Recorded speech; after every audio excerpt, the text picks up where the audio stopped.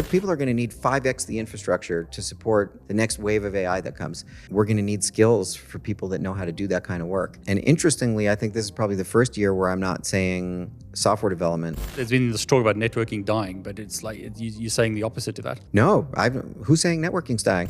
And a lot of people say, okay, I haven't got all of those requirements. Yeah. Should I still apply? Yeah, I've been unqualified for every job I've ever had.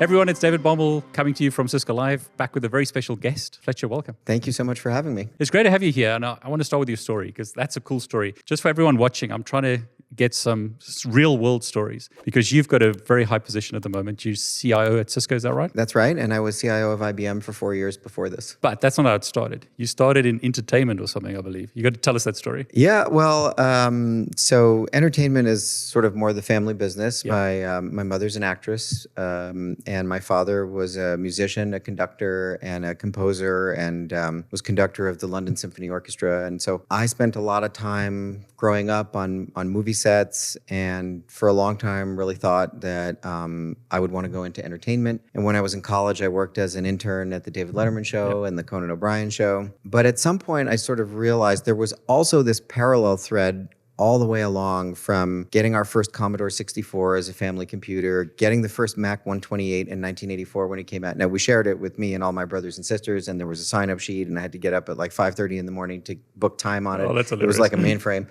That's hilarious. But I was always really,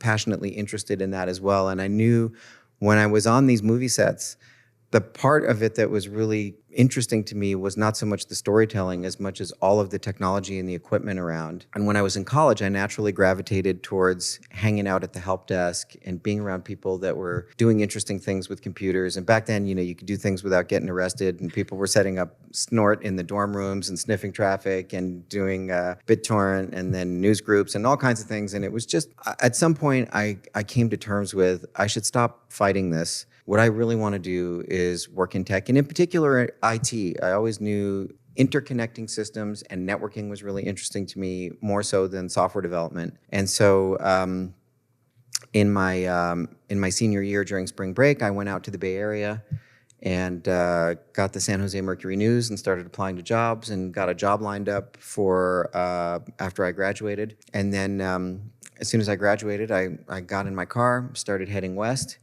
And I made it as far as Utah, and they called and said the dot-com bubble is bursting and we have to rescind the offer. Oh, wow. But believe us, it's better now than later. Wow. I said, that's easy for you to say. I'm in Utah with everything I own in my car. And but ended up just keeping on going, and have been working in tech ever since. And I love it because I had a friend once tell me working in tech is like being a brain surgeon if they invented a new brain every 18 months. You just can never know everything. No. And it's always changing and it's always interesting. And if you're interested in it, you never have a boring day in your life. You were telling me offline or off camera that people mustn't get into tech if it's not their passion. This is a difficult job to do if you're not really interested in it. Yeah. And it's like anything else, there's probably, well, you get good at what you practice. Yeah. And you're going to find yourself naturally practicing the things that you're interested in. And so to at least aspire to be great at this, I think if that's something you're doing out of obligation or duty, you're just not going to have fun, and you're naturally not going to be as great at it as if it's something that what you're doing in your spare time and in your hobbies looks a lot like what you're doing at work. You're going to enjoy it and you're going to get good at it.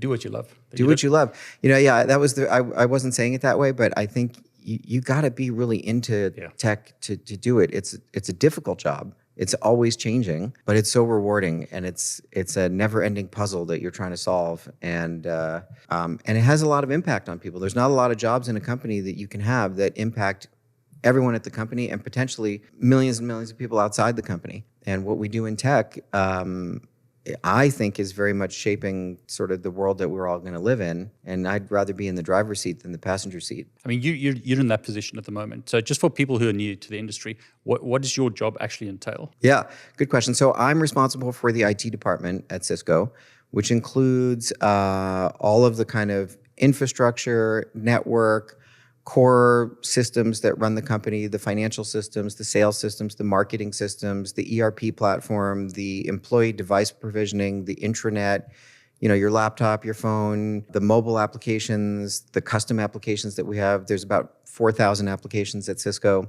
There was about 10,000 at IBM. So all of the kind of innards that it takes to run an 80,000 person company. And then also a lot of the transformation that Cisco is trying to affect goes through the IT department in the form of custom app development. And if you think about, Cisco is evolving from a company with a history of shipping a pallet of hardware to a telco company to a company that wants to sell you an outcome as a subscription. Well, the plumbing is very different to goal and compensate sellers and partners differently, to sell you a subscription differently, to simplify the licensing model, and all of the systems that need to be sort of reinvented to do that go through the IT department. And so we play a very important role in the transformation of the company as well. So, I'm not sure what you can and can't share, but perhaps you can share as much as possible. I want to look at this from, if I'm a young person and I want to work for you, what do you look for in someone? And then we can talk about the infrastructure perhaps after that. Sure.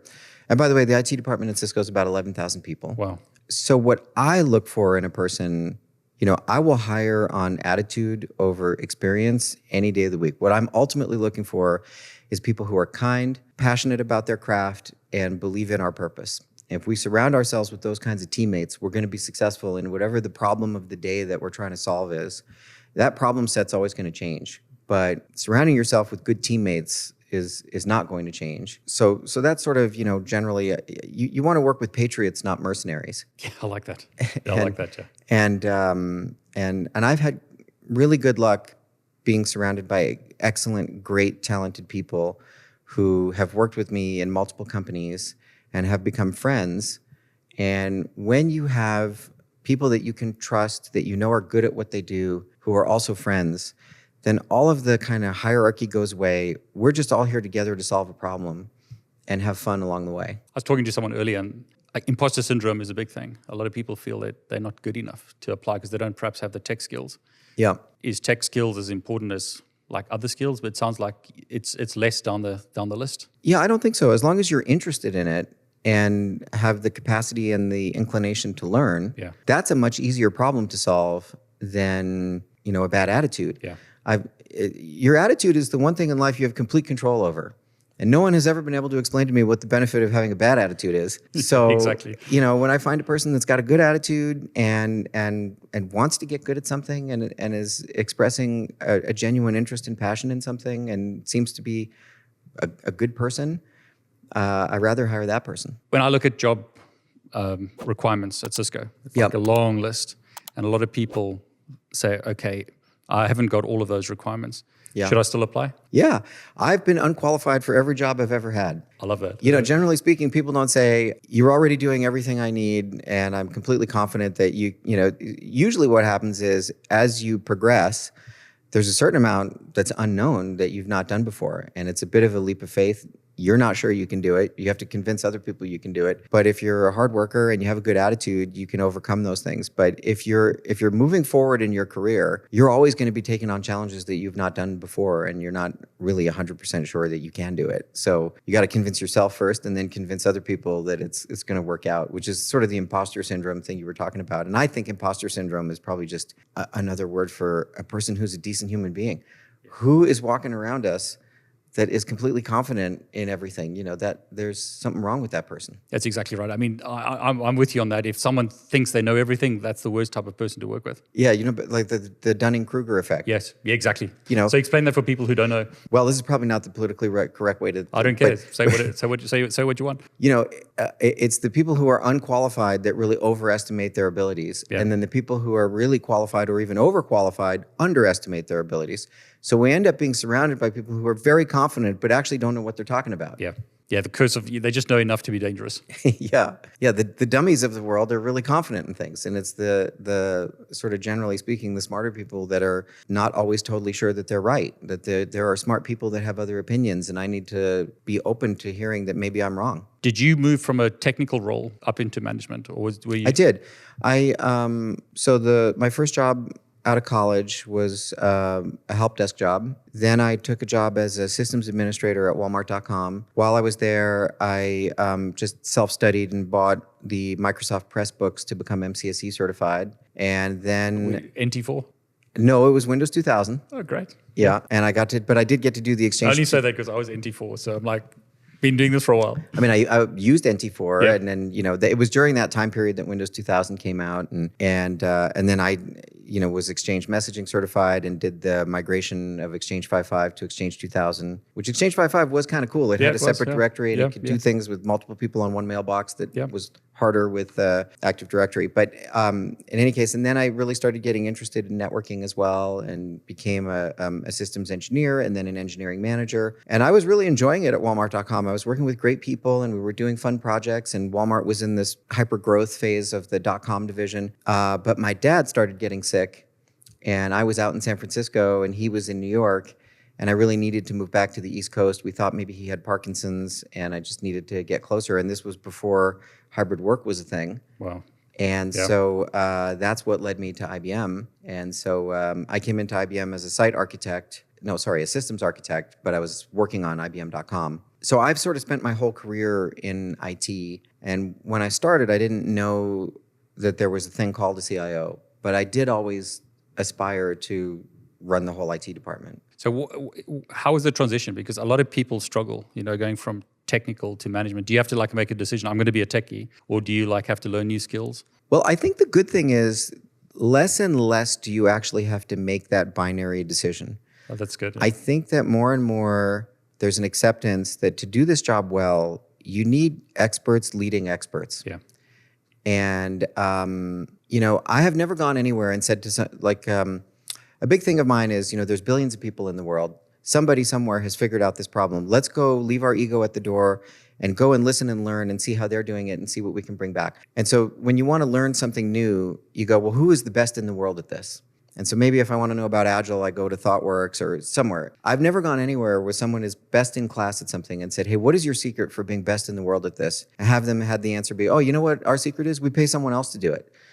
Generally the answer is we're in the details and we know about this and we care about this and we're passionate about this. And I think kind of the days of the generalist just managing outsourced contracts is kind of like a 15-year-old view of IT, and that more and more IT is really at the heart of transforming companies, defining what it's like to be part of a company, and really core to actually being the designer of the future of work and the culture of an organization.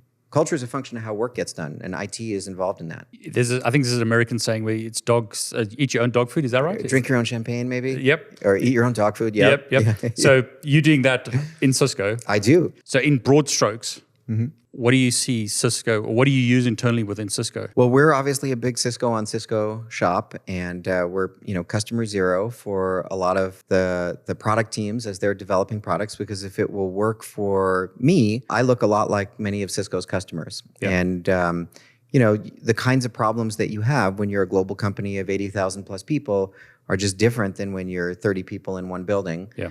And that kind of size and scale and security and otherwise the problem set and the landscape is complicated. So there's a set of things that we're always focused on in terms of supporting a hybrid work environment for our employees.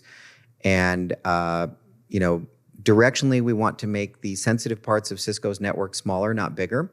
So ideally, I would like your average knowledge worker to really not need the VPN, to have the VPN really be limited to people that need special access to some data center or system. So that requires split tunnel VPN, really getting after zero trust. And I don't just mean identity and authentication and passwordless, but really true sort of zero trust where there's east-west traffic movement mitigation in place. Doing DNS filtering has been an important part of our overall security strategy. That's Umbrella, right? We use Umbrella for that. Having full stack observability, where we can really connect the dots between the endpoints, the devices, the infrastructure, the emails, having those things not be siloed, but where we can say, this is where a threat is coming in. Here's how it's trying to get persistence. Here's how it's trying to move laterally. Here's what it's trying to do. Stitching that all together is a really important part of our overall cyber strategy. On the infrastructure side, we have a lot of on-prem data centers as well as a lot of workloads running in all of the clouds. It's interesting. You don't want to be sort of the last CIO talking about the merits of on-premise. However, when you get above a certain size and scale, there can be benefit to actually running on-premise. Generally for us, we say like if you have more than 20,000 virtual machines, actually you might be better off running some of that stuff yourself, especially if it's not taking advantage of the benefits of being in cloud. It's just running in a different data center. So we have a strategy for what we run on-premise and a strategy for what we run in cloud. So between cyber, infrastructure, compute, we obviously run a lot of Cisco UCS for compute without having it be a big rundown of products. But if you're familiar with the Cisco suite, Thousand Eyes, Umbrella, Duo, AMP, AnyConnect, and all of that stuff is sort of converging into Cisco Secure Endpoint and Security Cloud. A lot of the people watching are into cybersecurity, are interested in cyber stuff. And I mean, I must, it's probably a lot of this confidential, but Cisco must be attacked all the time. Yeah, and Cisco attracts a lot of very sophisticated apex predator kind of activity where it's a challenge. I would say as an industry statement, not a Cisco statement. Advantage continues to go to bad actors, not good actors, right? It's a problem, yeah. We have to be right 100% of the time. They just have to get it right once. Yep. And so this really becomes an exercise in making sure that we understand our digital estate and the systems and the networks that underlie that estate better than the people who are trying to break into it. And there's a lot of tooling that helps with that. But the attack surface of our environment has changed dramatically with hybrid work. We went from having 370 offices in 98 countries to having 85,000 branch offices. Yep. Every single employee's home is now a branch office. And what does it mean to us from a cyber perspective when in that branch office you might have an Xbox or a smart thermostat or kids using iPads, and generally speaking, people's homes have pretty flat topology. So what are the things that we need to do from a cyber perspective to shore up the endpoints and the infrastructure to be able to support that is a full-time concern for me and lots of other people at Cisco. But you can imagine there's a set of things that we take very seriously that we just have to protect. And so identifying the things in our environment that really need kind of special trust boundaries and special protections, you can imagine, we're in the business of manufacturing devices that are used in critical infrastructure all over the planet. I'm sure certain governments would love to get in there. Yeah, exactly. So it's lots and lots of activity in that space, and it's a 24-hour job. A lot of people are interested in where's the future? Where are things going? Mm-hmm. Any advice about upcoming trends, things that you see changing? Well, it's always a safe bet to develop security skills if you're interested in that as a field. I think AI is clearly, and we've been saying AI and machine learning for a long time, and now sort of prompt engineering, and there's some really interesting stats coming out around AI actually that overlap with security, because at some point the only thing that will combat AI is more AI, and if you have some sort of cyber threat that can iterate 1,000 times a millisecond, AI sort of assisted cyber threats is going to be a real concern. But even separate from that, just general productivity, Microsoft has now come out and said 45% of the code being checked into GitHub is being Copilot assisted. Oh, wow. Which is really interesting because historically you've said you cannot compress software development time. There's no compression algorithm for that. That's just people's brains, which is why there's so much focus on CI/CD pipelines, because that stuff you can automate. But now you might actually be able to accelerate a lot of software development. And I think that part of the reason adoption of AI has been kind of slow is it was really sort of curating these big data sets and then performing machine learning against it. And it was difficult. And the answer to a problem or a question that you had to live somewhere in that data.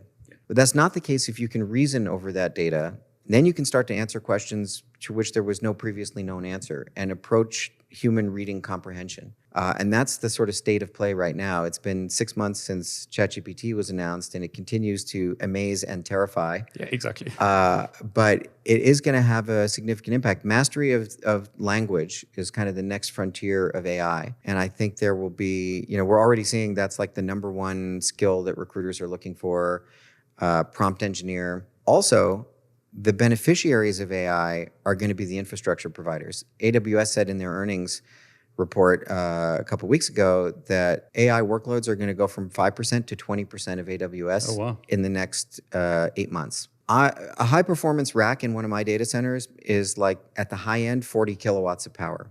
A rack of GPUs for AI is 100 kilowatts. Yeah. So, everybody's guiding their CapEx estimates higher. People are going to be building infrastructure like when the cloud started to be a thing. So if you're interested in building infrastructure and you're into IT, I think it's going to be a whole nother renaissance of that. People are going to need 5x the infrastructure to support the next wave of AI that comes. So whether that's GCP, AWS, Microsoft, or otherwise, Cisco certainly feels like we have a lot of opportunity there with the low latency, high performance networking that you need for these AI clusters. And people are going to start to build on-prem open source AI clusters. It won't just all be open AI. And we're going to need skills for people that know how to do that kind of work. So that's going to be security, that's going to be infrastructure, that's going to be networking, that's going to be AI. And interestingly, I think this is probably the first year where I'm not saying software development. Yeah, well, that's a good one. Yeah, and I could be wrong. I just think there's a fair amount of software development that actually, AI will be able to handle quite a bit of that. That's very interesting. So, there's been this talk about networking dying, but it's like you're saying the opposite to that. No, who's saying networking's dying? YouTube comments, it's hilarious. Yeah. Well, I guess it's a compliment that people take it for granted. Yes. Because, people have the luxury of having no knowledge of how their phone is working or how all of the applications they're using on their computer are working or all of the infrastructure that the global economy needs to run. But that's one of the upsides of the pandemic is I think that the technology has worked. And people have a lot of faith that if we say something is going to function a certain way, that it actually will function that way. And that stuff doesn't just happen by magic. It's a lot of people working really hard 24 hours a day. And that's what makes the job so cool. I always like to ask this question. Yep. And you've kind of answered a little bit. But if you were talking to your younger self, what would you advise? My advice would be to stop eating after 10 p.m. Stop doing what after 10 p.m.? Stop eating food after 10 p.m. I like that, Jay. Get more exercise.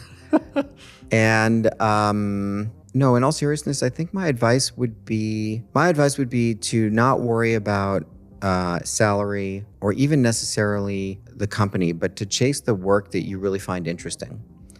And if you're passionate about something, you will get great at it. And when you're great at something, success and monetary rewards will follow. But if you chase it the other way around, you can end up just kind of chasing the wrong things and running in circles. And so I eventually got to that place, but I think if I could go back in time and just say, hey, what you really should focus on is what you feel fulfilled doing, and everything else will sort of fall into place. Fletcher, thanks so much for the advice. Thank you. I really appreciate it. Thank you.